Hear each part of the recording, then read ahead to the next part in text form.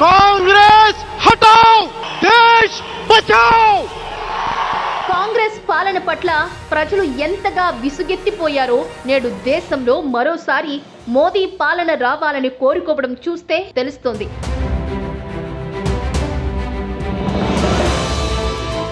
అరవై ఏండ్ల పాటు కాంగ్రెస్ సాగించిన ఏలుబడిలో కుంభకోణాల చరిత్రే అధికంగా కనిపిస్తోంది.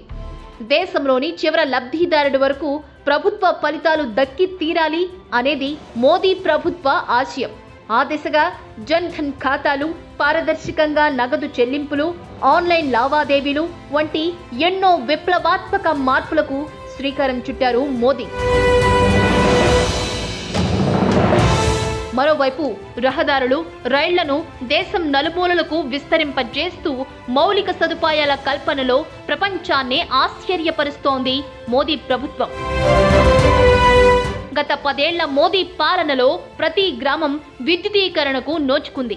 ఈశాన్య రాష్ట్రాల అభివృద్ధికి గతంలో ఎన్నడూ లేనటువంటి చర్యలు తీసుకుంటోంది.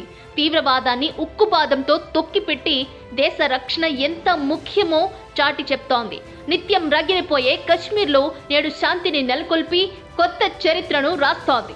Make in India, digital India వంటి కార్యక్రమాలతో భావితరాల బంగారు భవిష్యత్తుకు ఈ దేశం ఊతంగా నిలిచేలా కృషి చేస్తోంది.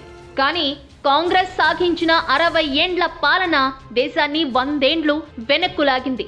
బొగ్గు కుంభకోణం, 2G spectrum, chopper scam, Commonwealth games, ఆదర్శ కుంభకోణం, బోఫోర్స్ కుంభకోణం, గడ్డి కుంభకోణం, ఇలా చెప్పుకుంటూ పోతే లెక్కకు మించిన అవినీతితో వేల కోట్ల ప్రజల సొమ్మును స్వాహా చేసింది ఈ హస్తం పార్టీ.